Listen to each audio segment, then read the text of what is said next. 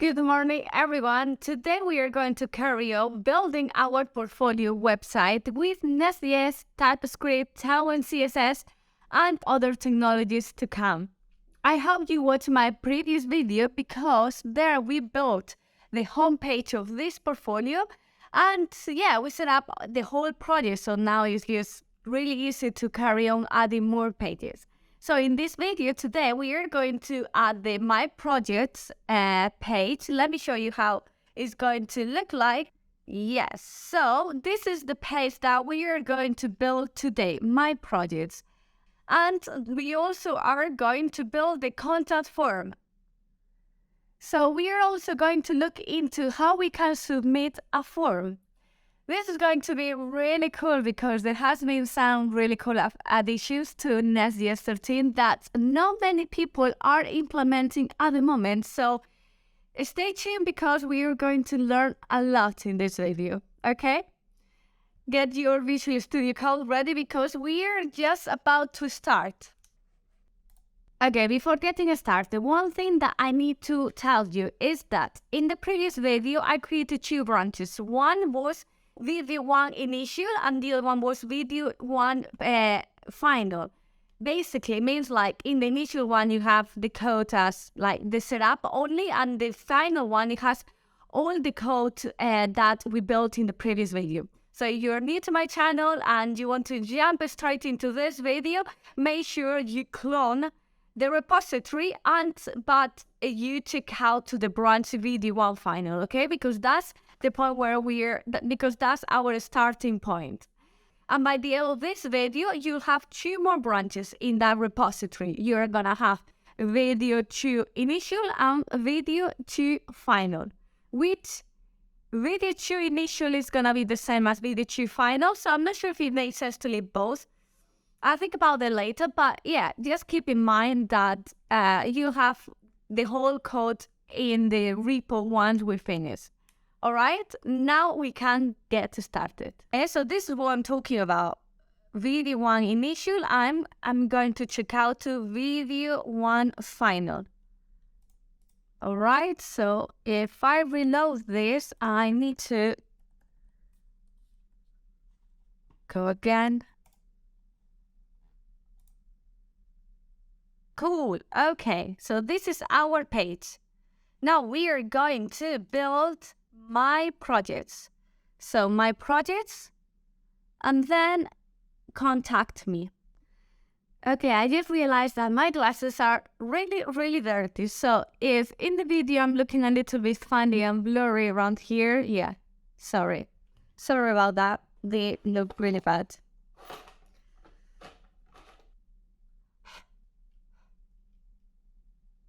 What do you think? Yeah? Okay. Alright, so as I said, I'm in video 1 final. This is where I'm going to continue from, okay? And actually, I'm just gonna create a new branch from here. So I'm gonna use this software called GitHub Desktop. I'm gonna say video new branch, so new branch from create the branch based on video 1 final. I'm gonna say video 2 initial. Okay, cool. And I can see that we already have a page in My Project, so we are just gonna use that. Okay, so the first thing that we are going to do is look at what we are gonna build first. We are gonna have a page with My Projects, and then in this page, we are going to populate all of these cards. So we need a component for the project card. So we will create one component, a project card component that we will use for all the projects that we have here. So let's look at the data. So this is the data that we have, the data that we used in the previous video. And there is one set of data here that we haven't used in the previous video, which is projects. Projects is an array of objects. Each object is a project, so a project card. And each of them has title, body 1, body 2, image, and links. And the links is an array of objects. object with a text and a URL, text and URL. So basically these data here, source code and live site. Okay, so having this in mind, what we are gonna do is we are gonna go to the page and we are gonna create the structure, adding this title of the page, my projects, and then call this individual component that we will create in a minute. So let's do this first. So we have my projects. Okay, I'm gonna create a h2 tag where my projects, and yeah, so just like this. And now inside I'm gonna have a div, and here is where I'm going to print the project cards that at the moment we don't have, but just for demo purposes, I'm going to add here a p. Okay, and my project. Okay, my project, we can see it here. So let's just add a bit of styles here. First of all, we want this to be display flex. So this is going to be a flex and a flex column. Then if I come to the design, I want to have a bit of margins around. So I'm going to say that the width is 11 of 12. So it's 11 columns out of 12 columns. It takes 11 columns. And then content center and margin auto. The text is going to be text to Excel. We probably defined this in the previous episode in our global classes, but let's just leave it here. Font bold and margin bottom 4. Okay, might need a bit of space there. So might say section.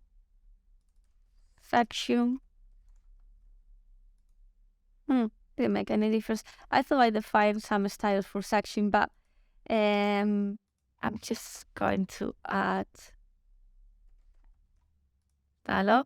Not too bad. Okay, now in classes, this is also going to be a flex and a flex row and a wrap. So flex wrap, and I want to have gaps between them. So gap 10 and margin top 6. Okay, so as we said, from this page we are going to populate the data that we have here. So import projects from data. Cool. Okay, so now here I can have a map. So my projects.map project, and then turn, and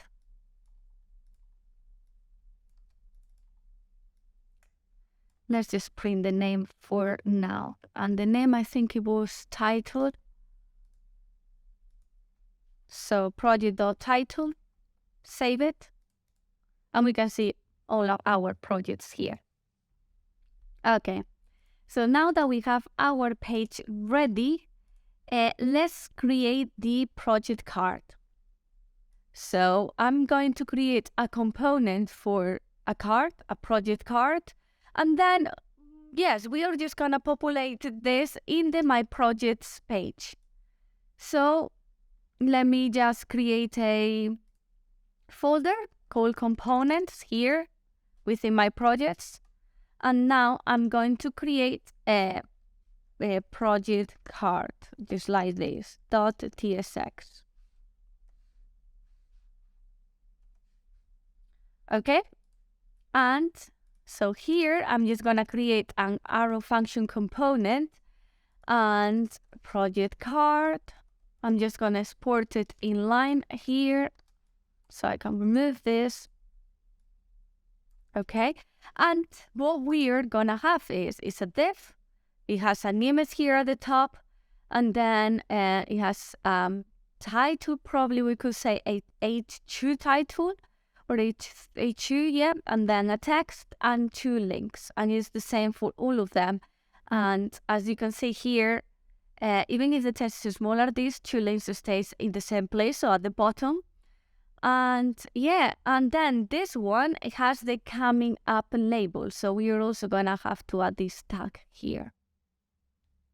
Okay, so let's build this. So we have the project card, so we are gonna create a div first, right? And here inside I need an image, so I'm gonna use an image from Next.js. I'm just gonna say the area label. For now, I'm just gonna leave all of this empty, yes, and then I can complete it.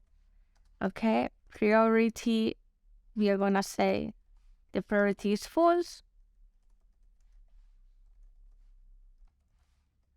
Okay, and then width, this is 500 times 248, so this is for the ratio, so more or less.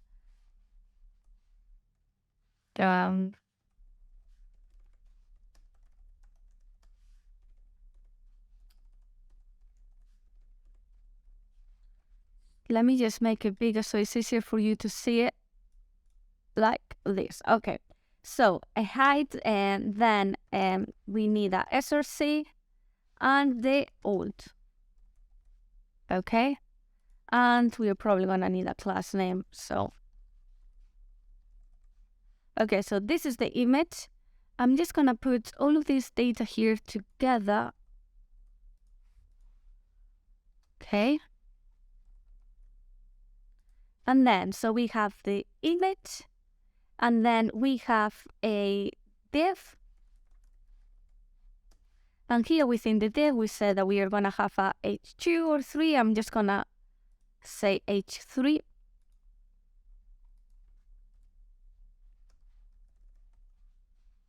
Class name, this is going to be test large, then font medium, and we have here the text, and then a paragraph where we are gonna pass here the body, but for now I'm just gonna leave it empty. So test SM, so this medium, and then I want, yeah, so we have 2 types of tests here. Okay, so I'm gonna need 2. So let me just do this first. So MT margin top 2, a minimum height 50, and I'm just gonna duplicate this. So we are gonna have here body 1 and body 2. Okay, and then so this is our main details, and then we want these links. So this could be wrapping a div, and we'll have 2 anchor tags. So here, div, let me add class name here. Sorry, should be here, class name, and there should be a flex row, and set a bit of margin top and justify between. Okay, then we have an anchor tag, href. All of this data needs to be dynamic, and then we have a class name. Class name flex flex item center.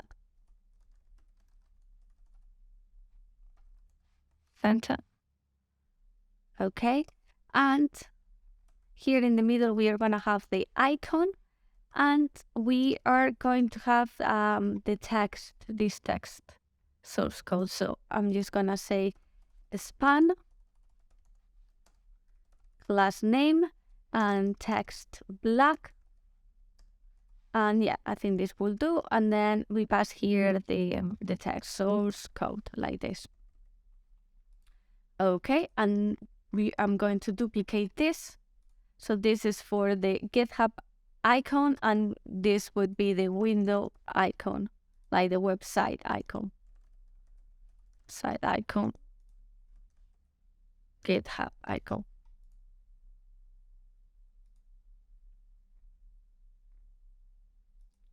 All right.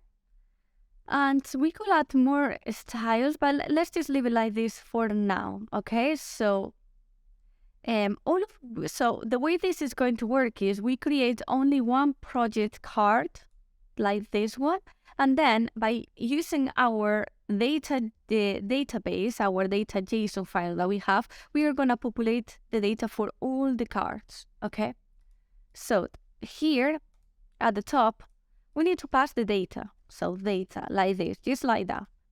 Come here, I could say const. This is an object. And yes, this, what I'm doing right now is destructuring our data. Okay, so now I can go ahead and just use it like this. So for example, for the image, for the area label, we could use the title, and for the alt, we could also use the title. And you could make a little bit more specific. You could say image of and then title. Actually, let's do that. So we can use we can do it like this. Oh, okay, and now the dollar in front, and then you could say image of and title. And then here, we are going to need these images, which I hope I have them in the project. If not, I probably don't. But yeah, I do have them in the project. Great. Okay, so I can come here and do the same. Okay, and now here I can say images / and image, this link. And for the class name here, let's see. We want the image to be in the background, imitating like when you place an image as the background of the div. So we want to say that it's an object fit, and it should be not object fit, sorry, it should be an object covered, so it covers the whole div, the whole size. So object cover. Okay, I probably don't need these brackets, so object cover, there you go. And then the width needs to be 100%, so full. And then the height, it needs to be, let's see.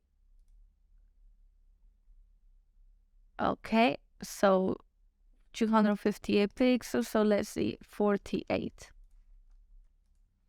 All right, so now let's go down here, and here in the title, we are gonna pass the title. And here we are gonna pass the body 1 and body 2. Body 1 and body 2.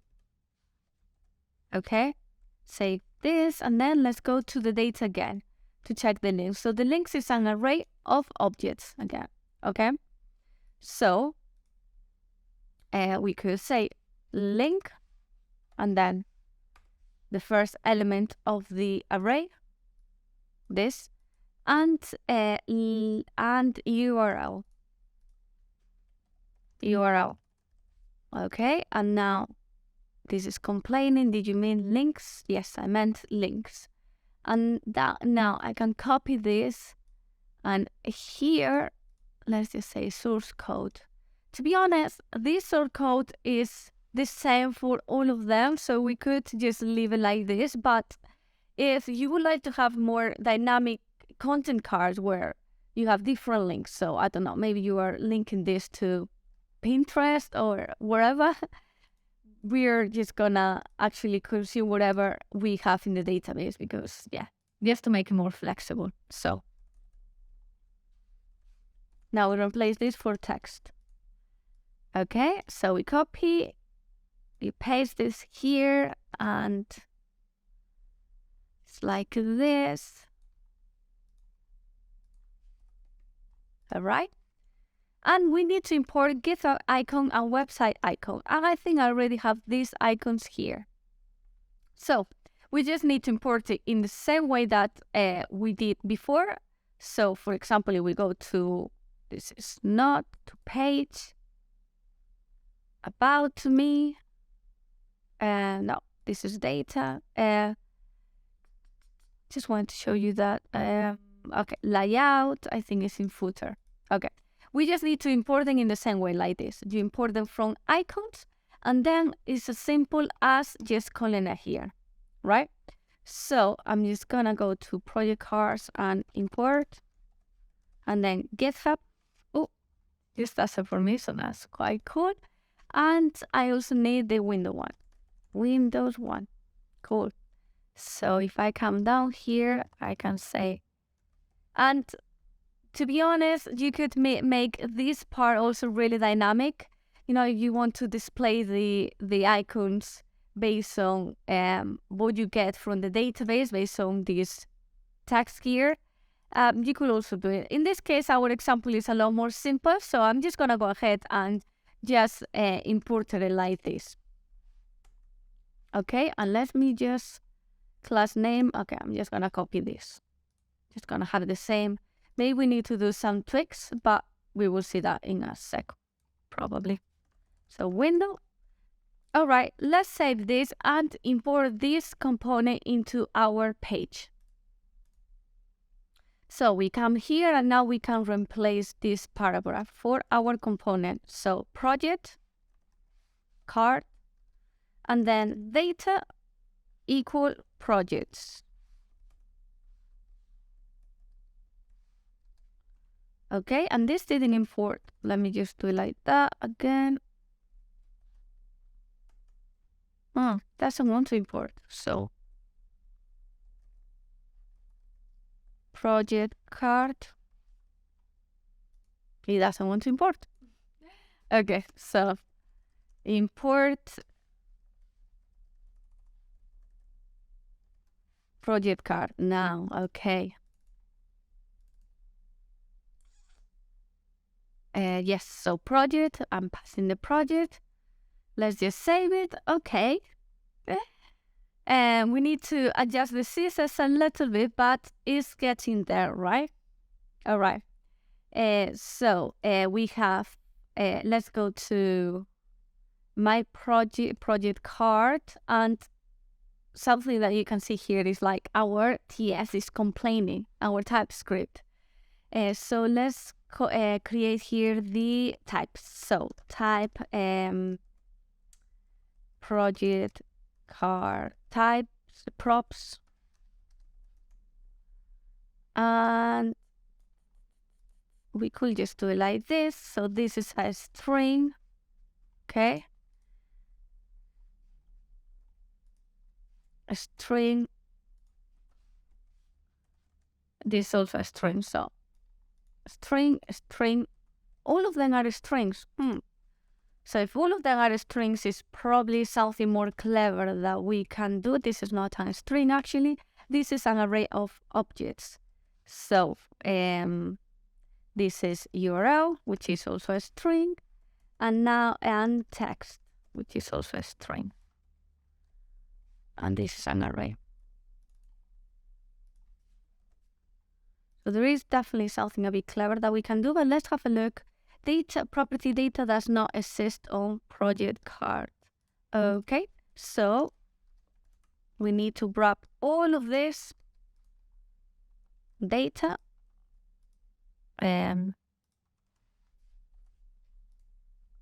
Let's have a look.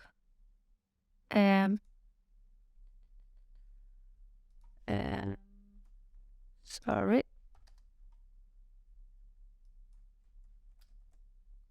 Yeah. Okay. So project card, data title, and all of this, there is definitely something more clever that we can do, but let's just be super specific and say that this is all the data we we expect to receive for this component. And yeah, okay. So let's save this and let's fix the CSS. So I can see that each card is, we haven't passed a size here. Okay, so let's just add here classes.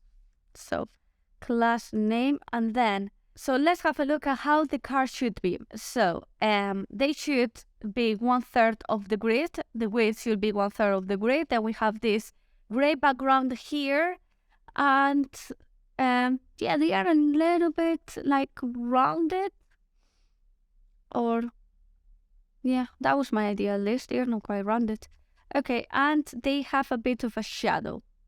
And if they don't, yeah, I want to add a bit of a shadow. Yes, I usually add a bit of a shadow when I have a bit of a shadow, like box shadow when I have cards. So okay, so let's start by rounded LG with 1/3.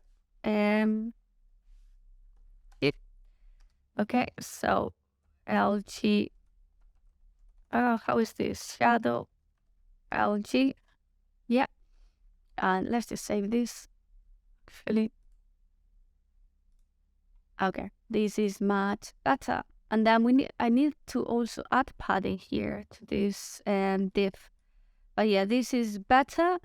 And I need to add the background color, background gray light. Yeah, I think that's gray, right? Yeah, okay. And if I come here, here, I'm just gonna add padding. Just 4 should do. It's not adding the padding. Oh, I'm adding it to the wrong place. So I want to add it to this div. So class name. Save this. Okay, cool. Okay. And I have the same issue here. So that I had last week, I remember. So let me go to pages, margin, autumn. I could create something that would just apply to all of them, but to all the pages.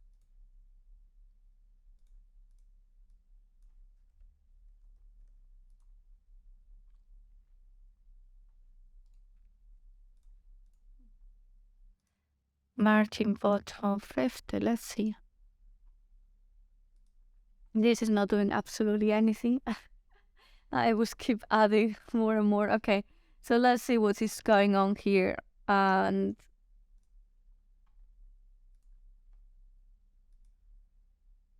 okay, so this is the one that I want to add padding. I'm not adding the margin top, margin bottom, but it's not working. Okay, padding bottom. Okay, so maybe I need to add something like this. To be honest, I mean, I should be adding these styles to main, so we don't need to keep fixing that. So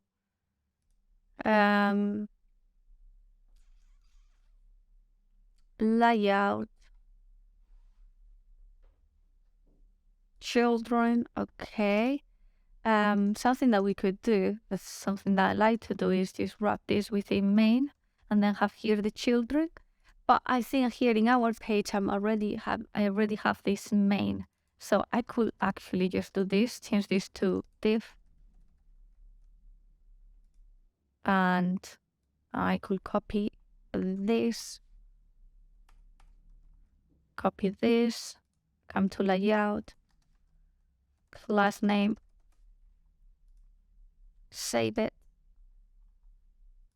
It's gonna reload. Okay, and let me go to about me. Cool. Yes. This is a much better solution and cleaner. So what I did is I change I had here main, so I change it to a div. I remove these two styles and I put it into the layout here, and so I brought the children into a main.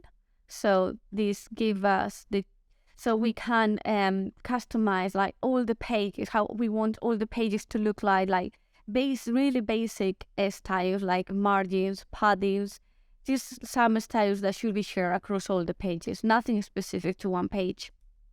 I save this, then I go to my page of my projects page, and so now I don't need to add this margin bottom. So yeah, it's working. Cool. Okay, so let me just go to the mobile view. I need to do some fixing here. So first thing is, it should be 100% each card when we are in mobile. So my projects, let me just close all this. Project card, okay. And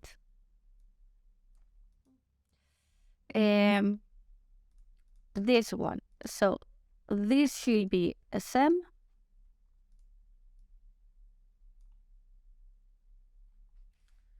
So let's put it here, and this should be with full. Okay, cool. Yeah. I think it's as simple as this. And about me, my projects. I mean, for example, here, I'm happy with the margin that I have at the bottom. But for my projects, I would like to have a little bit more. So I can always do that in this specific page. But I like how it looks, like I could come here and just set in here. This is what is applying the margin button, right? So I could apply more margin button to this div, which is this one here. But I like how it looks like now. So I'm just gonna leave it like this. Okay, cool. So now if I click on this link, it should take you to your app, which it doesn't exist for me, but yeah.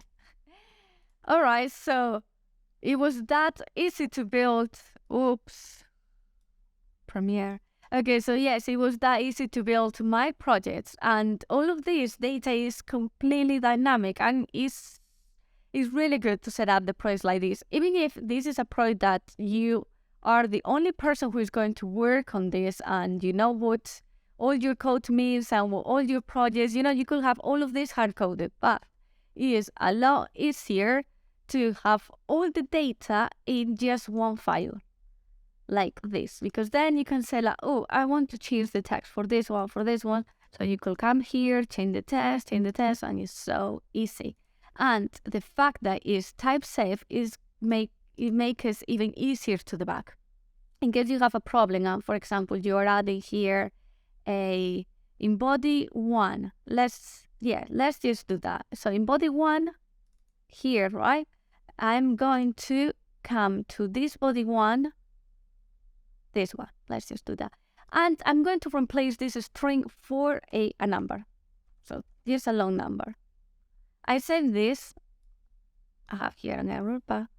And in my projects, I should really get a lint error.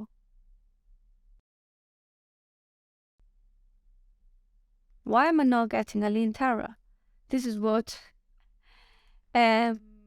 okay, yes, I am getting an error. So in pages, here in my projects page, you can see that here, this is complaining. This data is complaining, and it's saying like the type, title, string, body 1, number, this is what we are passing, image, string, link, blah, blah, blah, is not assignable to type, title, string, body 1, string, body 2, string, and so on. And it repeats the same here. So yeah, so basically type of property body 1 are incompatible. Type number is not assignable to type string. So TypeScript is really useful for this.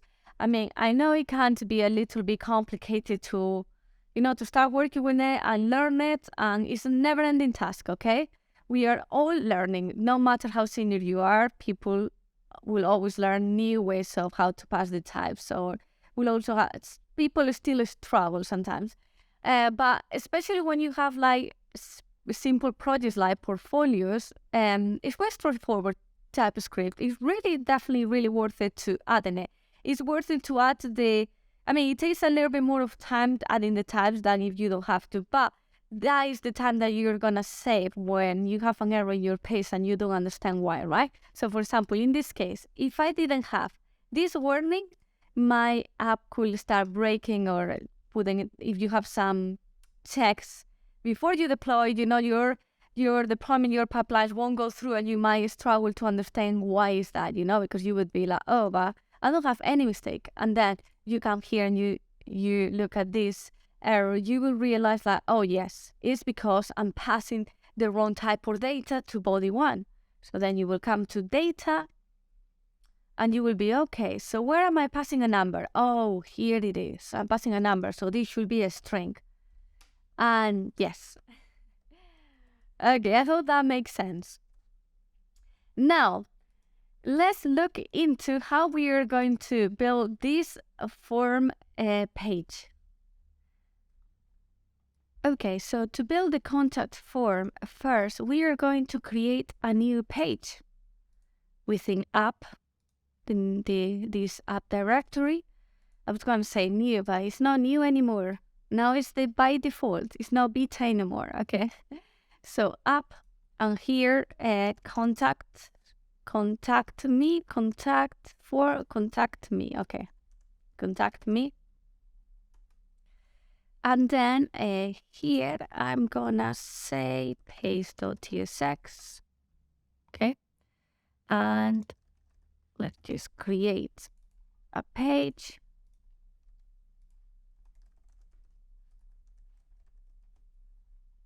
Contact me page. Why?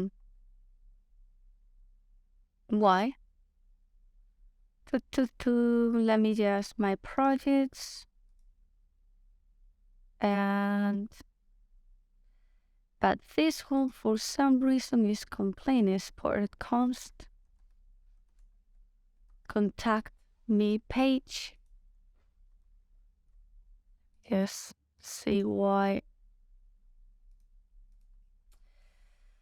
Okay, why is this complaining? Oh, okay, so maybe I need to export it. I cannot export it in line. Yeah, it probably is that. Okay. Cool. That solved it. And now,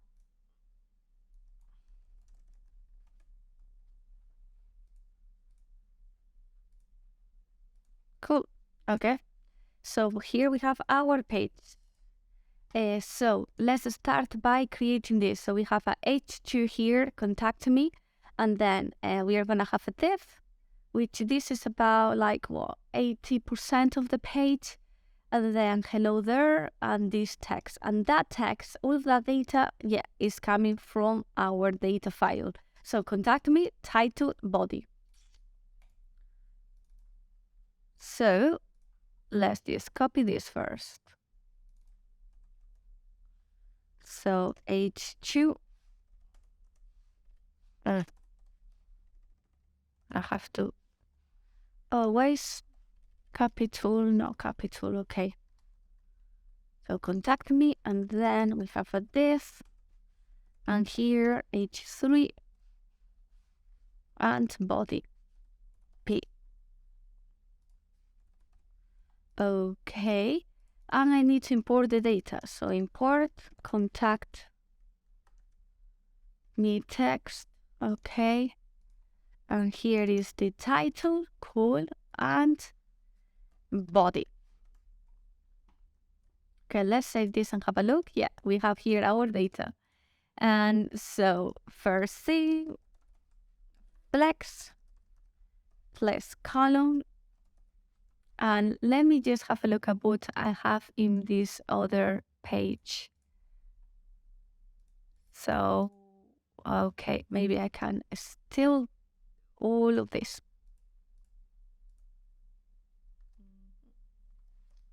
For this one, actually. So, like this.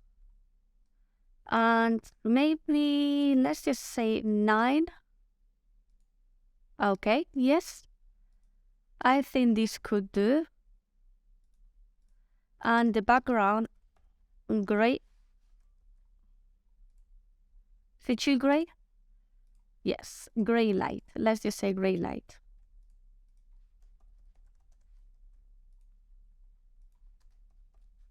Padding 10.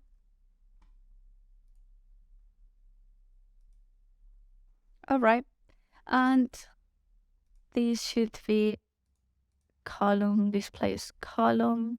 Okay, so now I need another div here to prop all of this text. And this is going to be my form. For now, let's just add it here, but I want to have this in a different component. But form.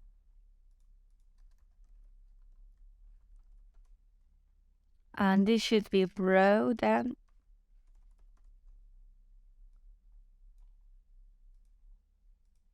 Okay. Save this. Okay. And I think this is about 50 and 50. Maybe this is a little bit bigger, but let's just say width, I think it's 50%. Is that how it is? No, but I could say 2 out of 4. And now I could do this the same. Okay, yes. And I want a gap as well. So gap 20. Okay, cool. All right.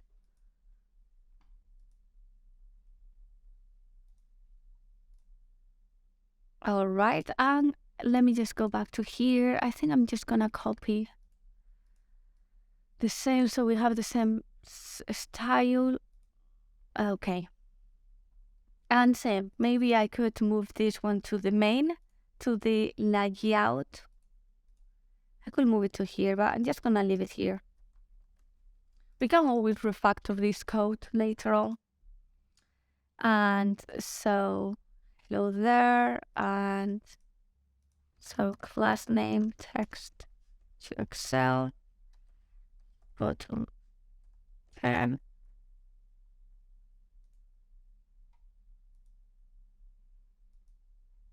Okay, and I think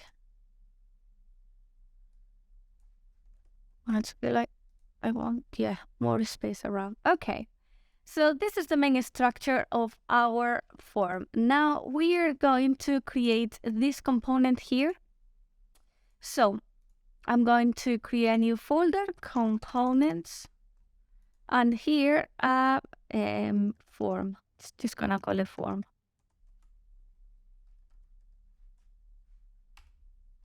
Cool.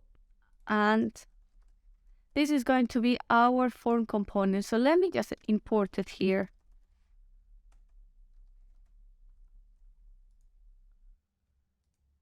And we still choose save form, and we do. Cool. Okay.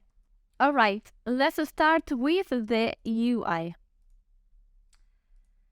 Okay. So this is just an example. We can add here any field that we want. This is just a mockup.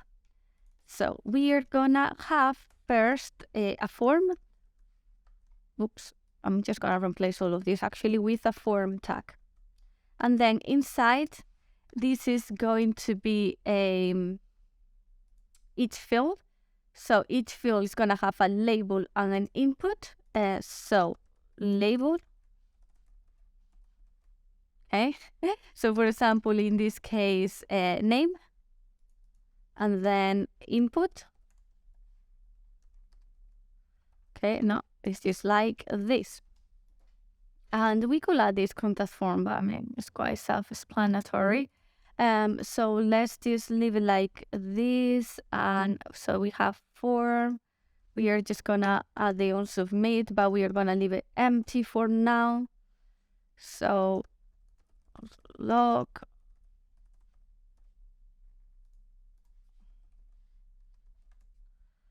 Okay, and then yes, class name. Gonna leave empty for now as well. So then we have a date per each of them, and a label and input. Okay, so class name. Here, first of all, I'm going to add a bit of margin just to separate each field, each group of form fields. Then class name. I also need a HTML4. So in this case, for example, it should be name, like this one. So then in the input, I can add ID equal name. So the HTML form for needs to be the same as this ID. So name, type, text, name also name. You could say here name and last name or name and surname, whatever you want, and then class name. So let's look at this. We don't have many styles here, but okay, let's just add something here. So let's just add font bold, margin bottom 2. Let's just add text. Not sure if text gray. Let's just look see how it looks like. Although I do have. Oh, I think okay, maybe I need to remove this. Okay, then okay, I have the background gray actually, so text black.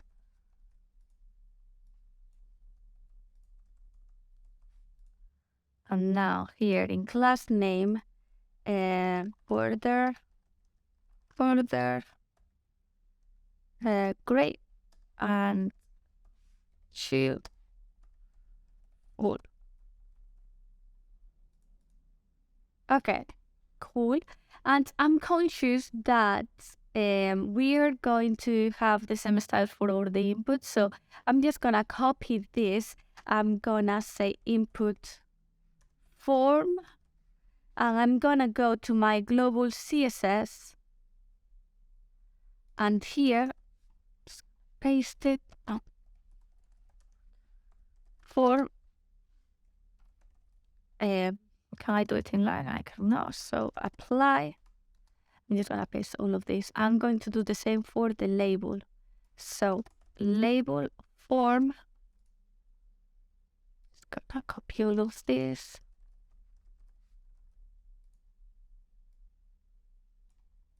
Okay. So what I'm doing is, because I'm gonna have the same, I want to have the same style for all the labels in this form and all the inputs. Oops. I'm creating two classes, label form and input form. And then in global CSS, I can apply the same styles that I had before. And now that I'm here, let me just have a look at what we have, because I would like to have, so in HTML, I have this type of font, but let's just say label and input. I want to have this one. Okay, it looks a bit too bold, to be honest. So that is probably because here I have font bold, semi-bold.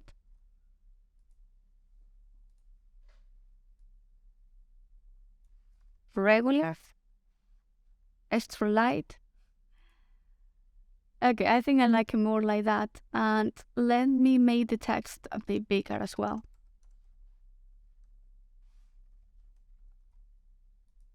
Oops, I realized 3 was that big. Just Excel. Okay. And in input form, font light.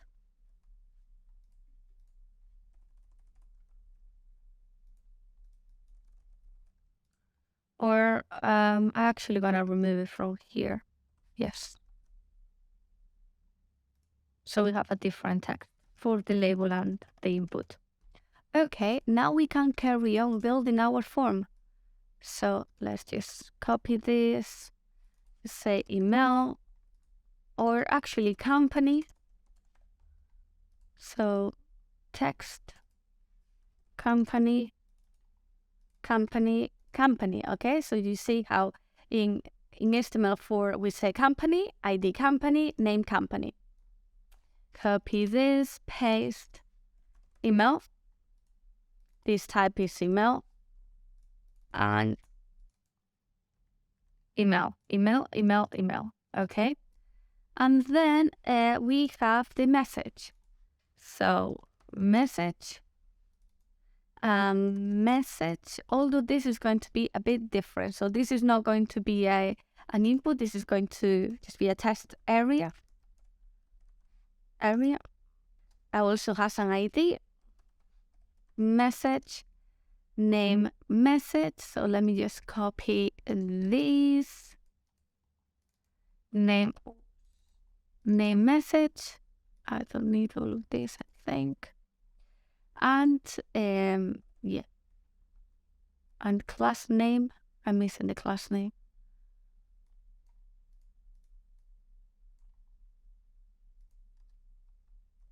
Okay, let's go to the front. Okay, name, company, email, message. Gonna come to the form and gonna add some styles. First thing, background white, and then padding 10. Okay, this looks cool. Name, company, email, and one more thing, the button. Button type, submit, send message, save.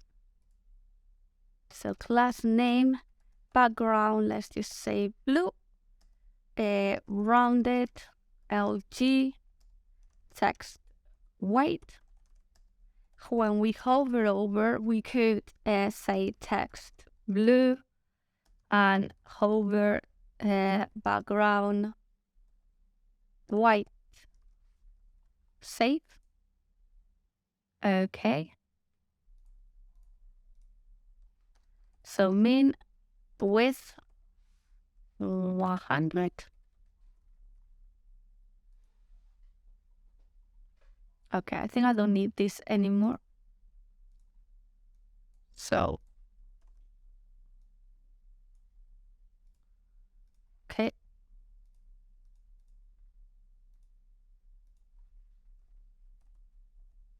Min width.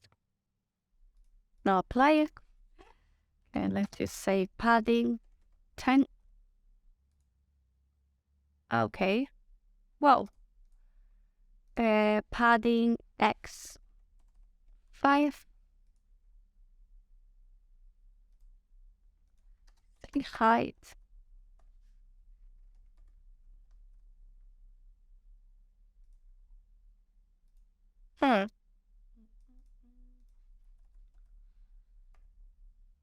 Height 16. I see. Okay. This looks a little bit weird. It looks also really, really big. So let's just say height 8. Okay. MD. This is how it would be. Okay. And I'm just gonna add a border. Hover. Border.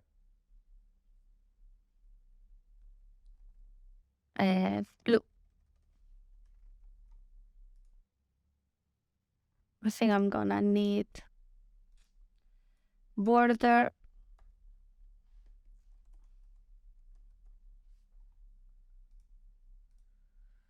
Probably, I don't know.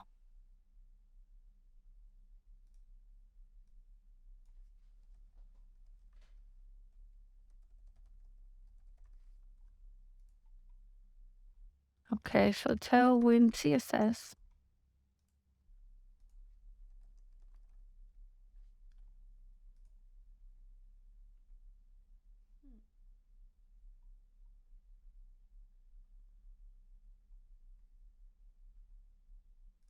Okay, so border 2 and border blue. Okay.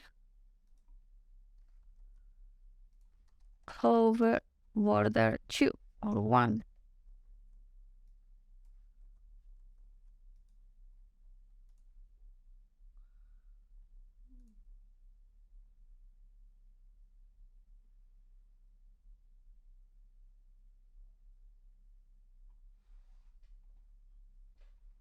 Okay, so let me just...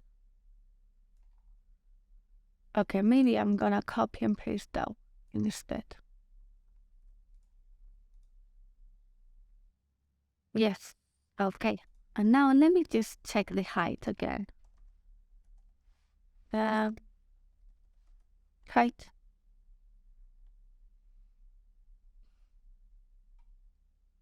Okay. Maybe it's more like a 12. Okay. So I'm just gonna leave it like this. So this is the UI of our form. As you can see, when you click here, nothing is happening. All right, now that we have the UI ready, it's time to add functionality to this form. And I'm going to show you how the new API routing works in Next.js 13. But before that, I want to actually update Next.js, because this app directory that used to be experimental, we used to have to say app directory in experimental equal true, is not experimental anymore. And when you install Next.js, the latest Next.js version, this is how it will look like. You won't have the pages directory anymore. So before you used to have pages, and within here you will have the API, and you will also have here your index and so on. Okay, but this, if you install Next.js, the latest version right now, you will see this structure already. Or actually, I think you will probably see the source, and then let me just do it again. Source, and then within source you will see app. But so yeah, so let me just do that first. So I'm gonna come here and just gonna stop this. I'm just gonna say yarn out upgrade. Upgraded. Not sure how it is. Outdated. How is it? Let's just Google it up quickly.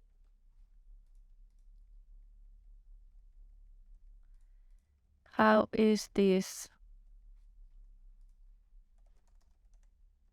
Outdated. Is that what I typed?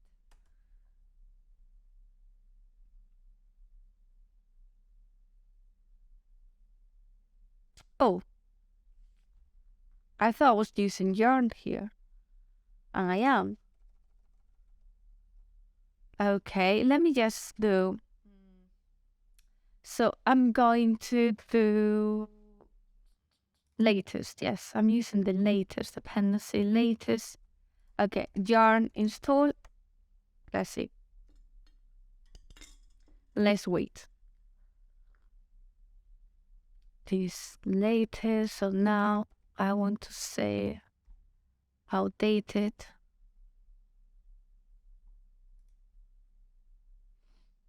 So here, this is a command that you can use to see which dependencies are out of date.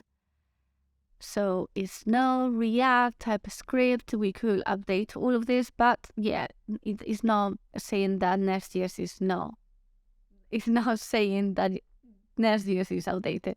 So that's what I was looking for. I can leave the other ones. Okay. Let's just save this. Okay. So now let's create the new API directory. API, and then within API, just gonna have a file called contact folder. Actually, I need to have a folder contact, and then I could call it messages, whatever you want. And then I need to create this file root.ts. Okay, and it needs to be called like this, root. Similarly of how we have the page here that needs to have the keyword page, this needs to be called root. All right. So this is one thing. So now let me show you the API. So I'm just gonna create a function for a get function, and nest response.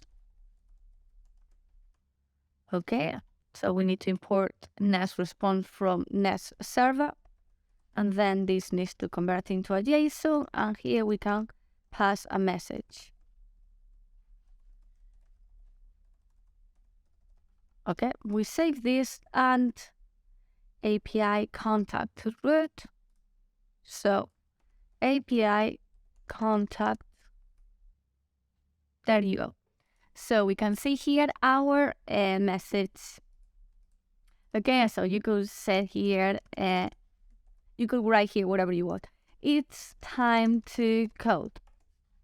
Save it, and we refresh, and we are getting our message. Okay, cool. So we don't need a get, but what we need, let me just go back to the page. What we need is a post request, because we are posting, we are a message, right? We want to create a new message and add it to our database. So I'm going to create in app, in data, I'm gonna create a new file called submissions, and I hope submissions have two S's. And if I save this, and now this is going to be just a JSON file, okay? And here in root, let's just go to the form first. Okay. So what we need to do here is first we need to listen to the events, to the unchanged events of the input and test area and so on, get this data and send it to our root API by using a post HTTP request. So the user types here name, company, blah blah.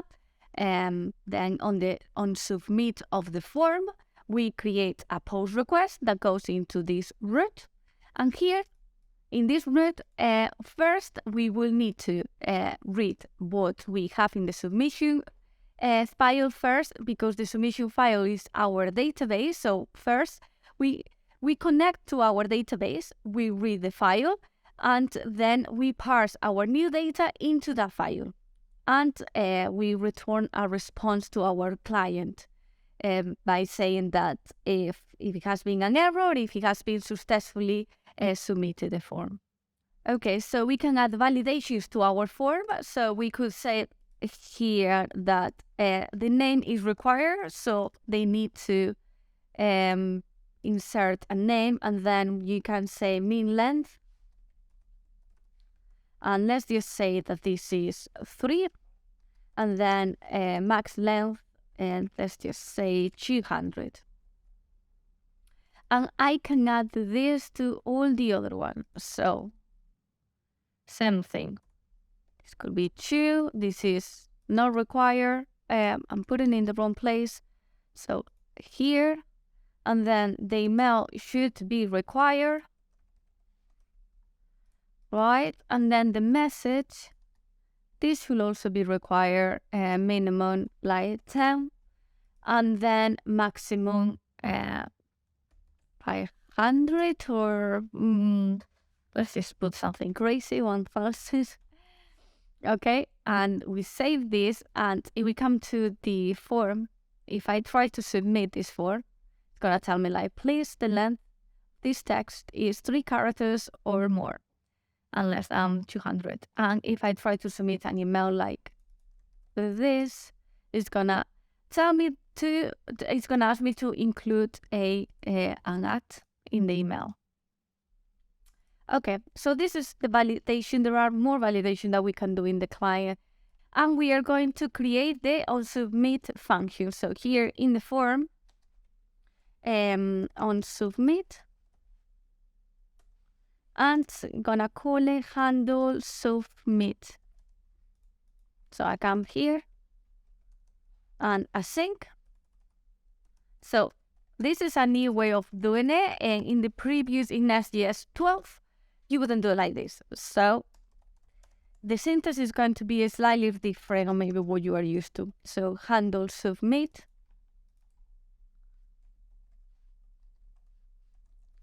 an event.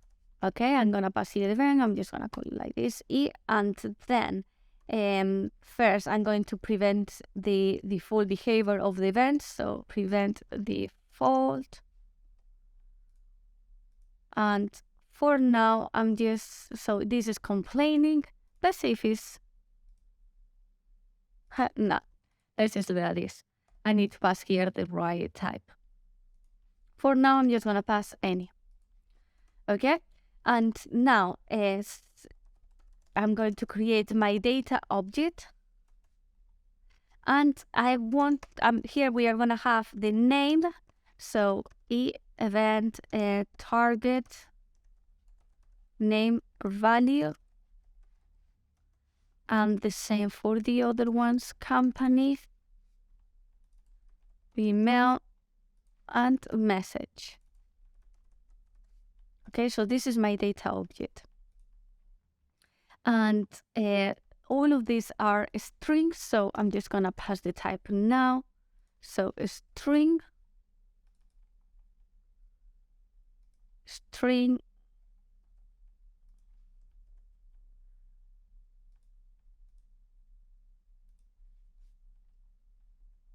a string, and a string. Save this, okay, and let's just add a console log for now. We save this,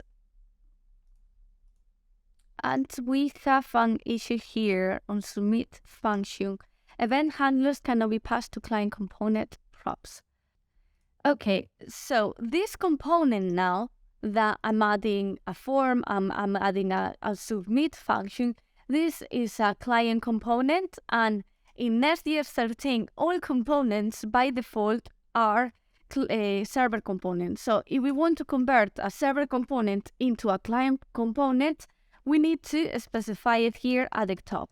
So use client. So now we save this, and yes, cool. So that was the issue. We were trying to add interactions to our server components, and we cannot do that. We need to convert it into a client component first, okay? So every time that you have event listeners, events in functions, that needs to live in a client component. Okay, now I'm gonna save this. I'm just gonna open the inspector console. Okay, send message, right?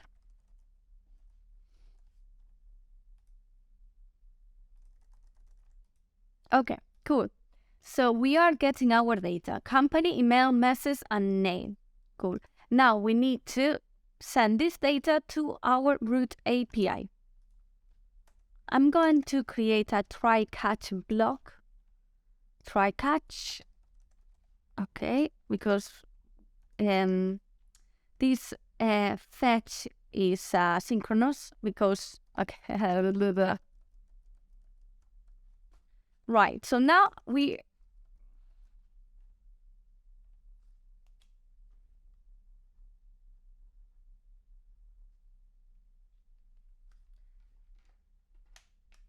right, so now I'm going to create a try-catch block. Catch, okay.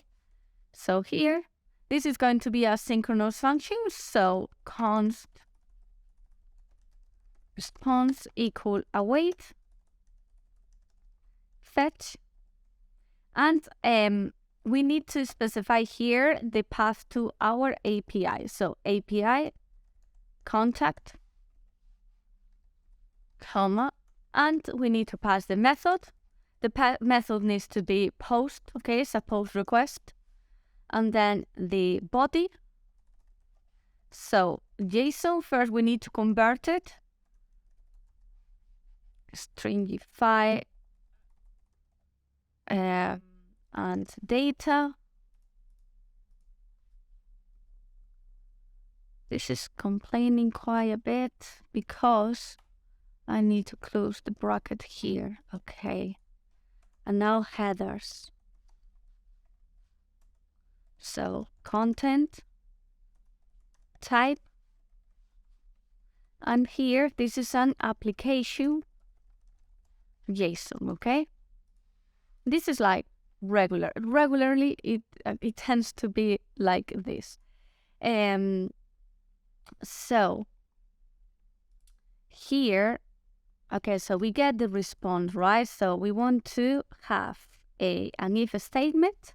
So if the response is not okay, so it's not okay, then I want to throw an error. So throw a new error, and let's just say HTTP error. Yeah. HTTP error, status, and we could pass here the status. So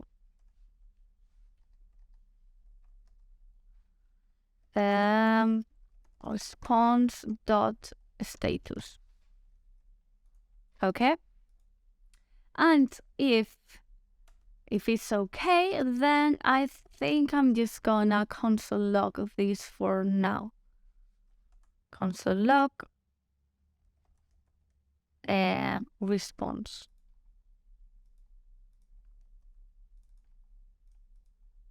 Okay. And so to console log this, actually first I need to await it, so response data await response.json. Okay, to get the JSON, and now I can log it into the console. And for the catch, I could just add a console log as well, and let's just add a message. There was a problem with the fetch func operation.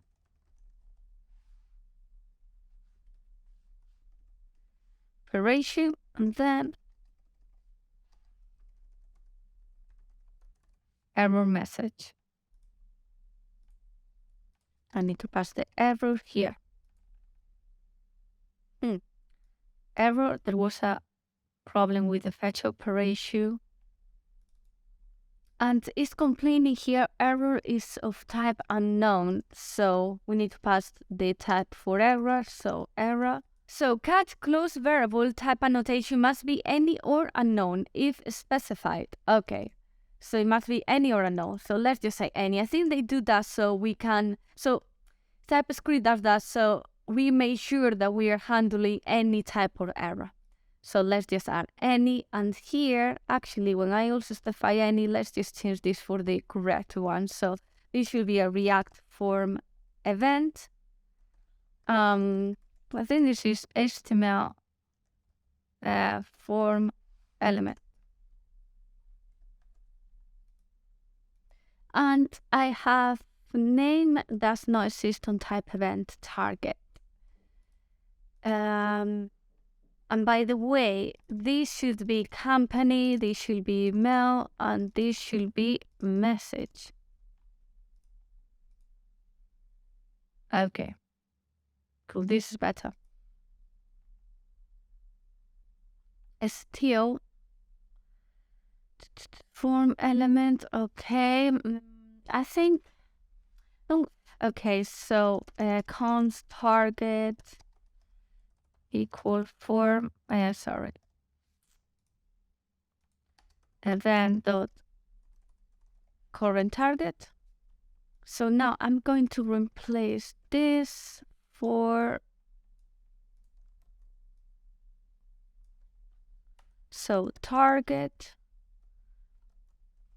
dot elements, name items, and here I can pass name, and do the same for the other ones. So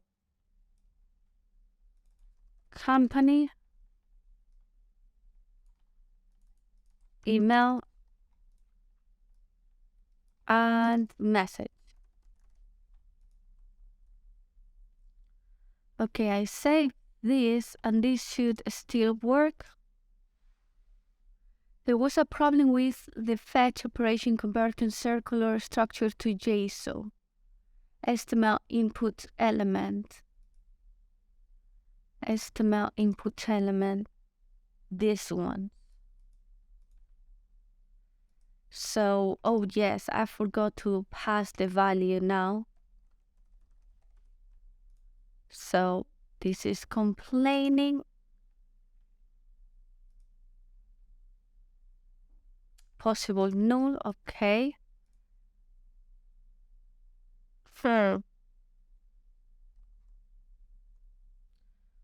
So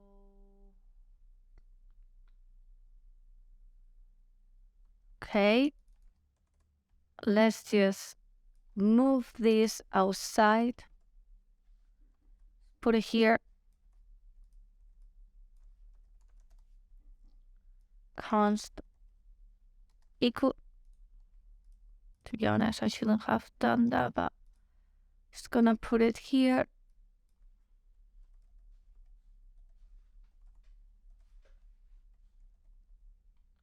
Okay, and now dot value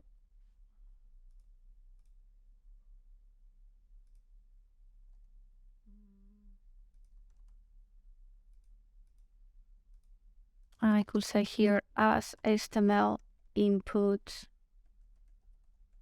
element. Okay, cool.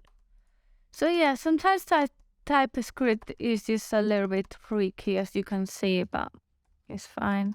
So now company dot value, email dot value, message dot value, and as HTML input element,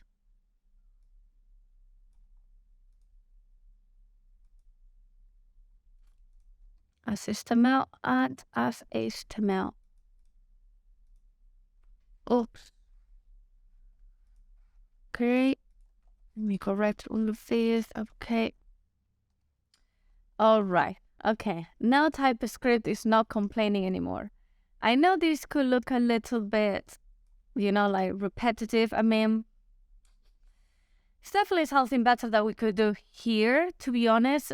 But probably we will have to think a little bit more about it. But this is fine. This is good. I mean, when we are doing like this as we are casting, and sometimes that is not the best way, but for this project it's fine. So let's just see if this is still working.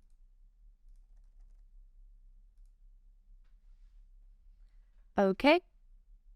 You have here a 405 method not allowed, but that's fine. But we get the data here. Okay. So now let's look into the other error. Okay. That's fine because we haven't created the pull request yet. Okay, so now let's go to root, and we are going to create an asynchronous function for post. So export async function post request, and we can comment this out. So now here, first thing that I'm gonna do is const data equal request dot JSON. So in the Next.js 12, to get the body of this request, you will have to do request.body, and then you could do .json, but now you don't need the body anymore. And that was something that it took me maybe half an hour to figure it out, because I was getting lots of errors and I couldn't understand why. And it was as simple as, we don't need this body anymore. So what we are going to do here is, let me add here a few notes. First, we are going to read our database. In our case, this is our JSON file. We are also going to parse the JSON data, plus add the new data, and then write in this JSON file, in the JSON file again. Okay, so read and parse the JSON data from the file and write it in, pass the new data and write it in the JSON file again. Cool. So for that, I need two modules. So const fs equal require fs. If you don't know, these are two built-in modules and comes with Node.js, so you don't need to install anything, but you need to import them. And I'm missing here an equal. Okay, so this fs module, this is a file system, and this provides us with functions to work with the file system of our computer. So we can read, write, delete, and update files. And this path give us some utilities for handling and transforming the file paths. So, for example, for reading the database JSON file, we are going to need this path. So we can say const file path. This is equal to, here I'm going to use the path module and use resolve. And what happened here is I'm going to resolve the URL where I want to find, this will give us the absolute path to a file. So we could specify here a folder, and then subfolder, and then another folder, and then the file, and this will give us the absolute path to that file. Okay, in our case, we need to use here process CWD. So this is this gives us our current working directory.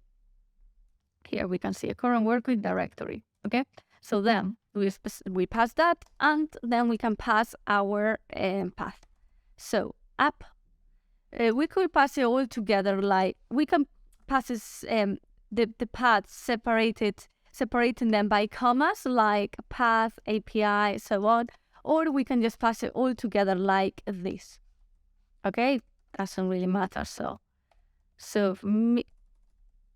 missions JSON. Save this. Here it is, our file. Okay, and I'm also going to create a let variable called submission, and this is going to be an empty array for now. And I'm gonna create a try and catch block. Error. Okay, so here's where I'm going to read and parse the JSON. So const data, this is equal to fs.read file sync. Okay, I pass the file path here, and I pass the UTF-8. Okay, and now I say submission equal, and I'm going to use the method JSON stringify. How you say stringify? Yeah. This is to convert any JavaScript object or value into a JSON format. So every time that you need to send or save data in a JSON format, you're gonna use this. Here I pass data and submission just rename it, but it's not assignable. Okay, TypeScript. So for now, I'm just gonna say that this is an array. Or I could say that this is an objects of array. No.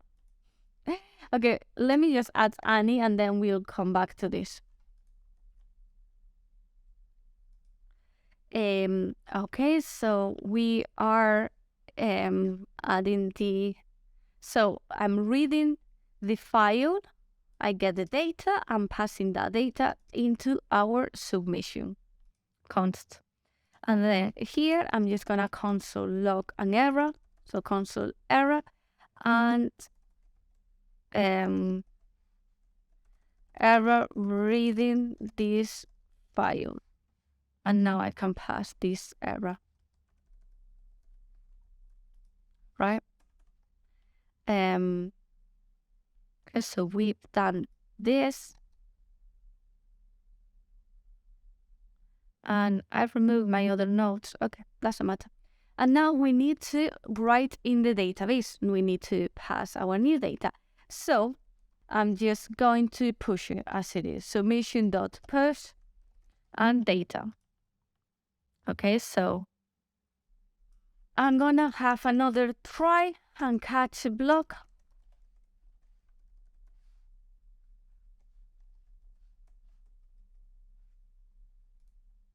Okay, and here I'm gonna create a new data here, yes, and same method JSON stringify, and here what I'm gonna pass is the submission, and then so this is how I'm writing into how I want to write into the database. So null and true, and the second and third parameters add indentation into our JSON file. Okay. So now I can use fs write a file sync. I pass the file path first. Okay, and then I pass the new data, and I need to pass again the UTF-8. And here I'm just gonna add another console log error. I'm just gonna say error writing this file, and it's gonna pass the error message. All right. Okay. Okay, so then I want to return the next response JSON, and here we can pass anything that we want. So we could say data and message. This message has been successfully sent. Okay, so this is the response that we could see from the network of our client. All right, I'm gonna save this, and this probably has something next. Yeah, next request.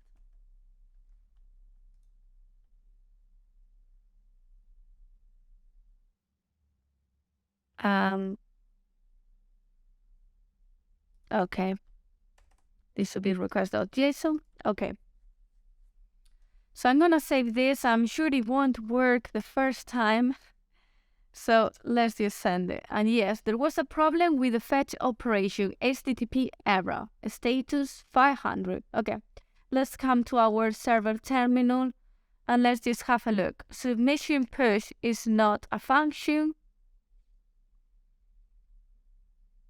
All right, submission push is not a function. So let's just come here and have a look at what's going on. Just remove this file path, data submission.json. Okay, submissions. I'm passing the data, and then I'm pushing it, and here is where it is complaining. So before this, I'm just gonna add a console log data.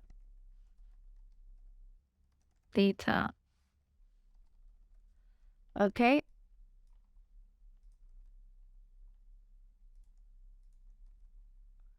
And let's just submit the form again. Sure. Undefined. Okay, so pending. Okay, so the promise is pending. Okay, so this is asynchronous function, so we need to await this function.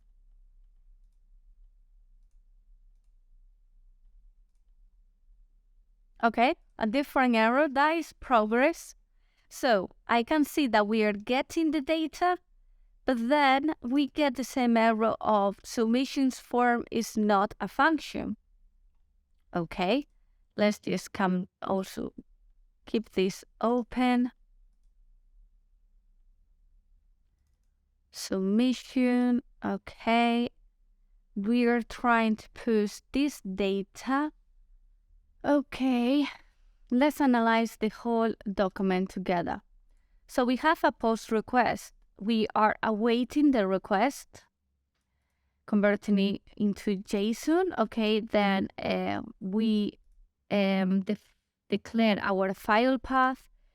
We created a submission variable as well that is an empty array, and then we create a data variable where we are reading the file, our submission JSON file, and then we are parsing the data. Okay, this should be parse.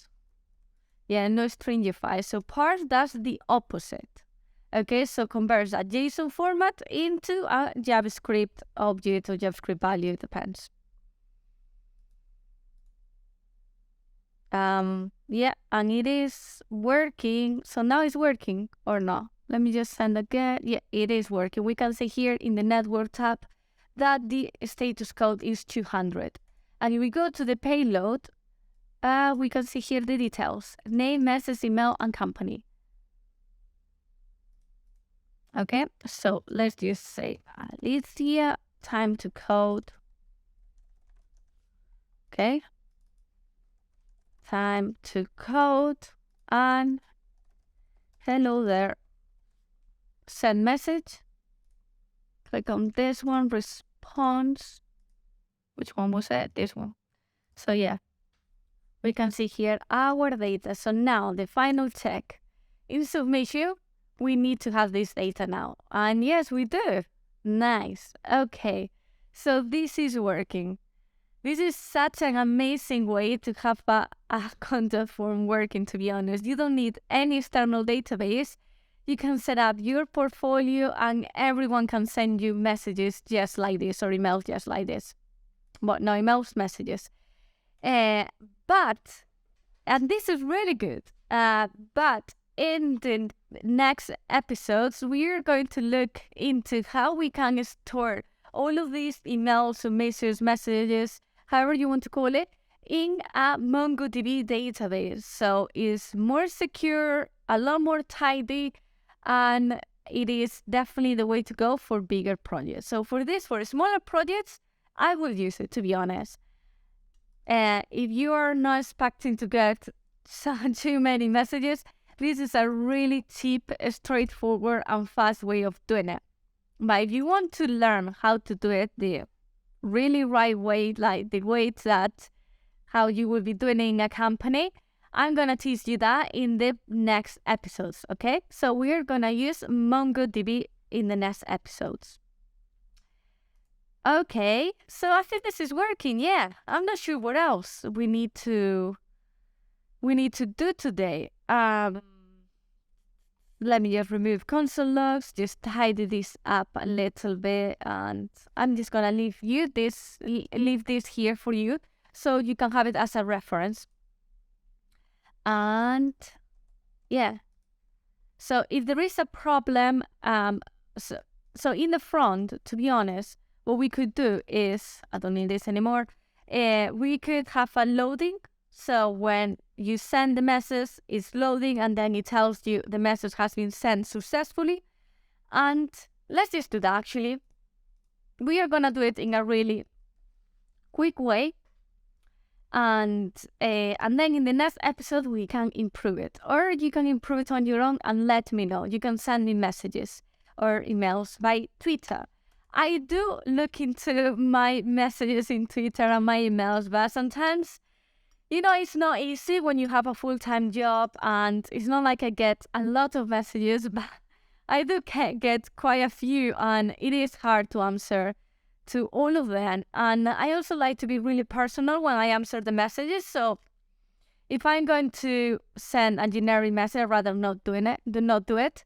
So I do take time. It just takes time to answer to all the messages, but I'm keeping up with them. I just have a bit of delay. Okay, let's just create here a state and set is message sent. Set message sent equal to use state. So we are going to have to import that, or it has done it for us. And false for now. So this is just a boolean. Okay. So set message. So here, if this is okay, true. Okay, and now I can take this and I'm just gonna add it down here. I should probably add it outside the form, but yeah, let's do that. Okay, so I'm going to add this.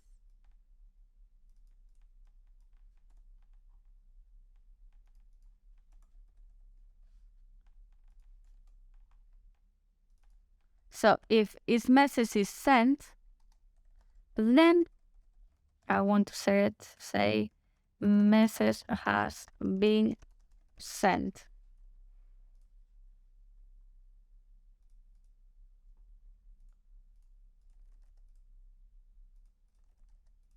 Okay, message has been sent. Cool. And we could, something else, another improvements you could do is to reset the form once that the message has been sent. So put this back to empty, because I do find it really confusing when if I'm using a website, I'm sending a message and it says, or it looks like the message has been sent, but I can still see the data here. I don't like it at all. So that is your homework. For the next episode, you need to have this implemented, okay? So when you click in send message, all of this needs to be gone. All right, I think we are gonna leave it here. We learned quite a few things in this video. I hope you had fun, and in the next video, you need to stay tuned because there are more changes coming up. I'm not sure you've heard about server actions, but that is the new experimental feature of Next.js, and that is going to change the way we did the form, actually. So there are a few changes coming up. In this video, I didn't want to include that experimental feature because it's still experimental. So you need to learn the way how Next.js in production will do it, okay? You need to learn this way first, but we're going to explore the new experimental features. So you need to make sure you click the ring bell so you get notified when I upload videos, because otherwise, sometimes YouTube just wouldn't notify you and then you will be missing an amazing video. Okay, well, I hope you have fun. As always, leave me a comment down below and let me know, okay? Yes, now I'm not cat anymore. Okay, let me know your opinion, your feedback. If you have any suggestion, I really like when you leave me a comment. That really makes my day, so keep doing it, okay? And like the video and share it with your colleagues so we can all learn together. Thank you for watching, and I see you in the next video.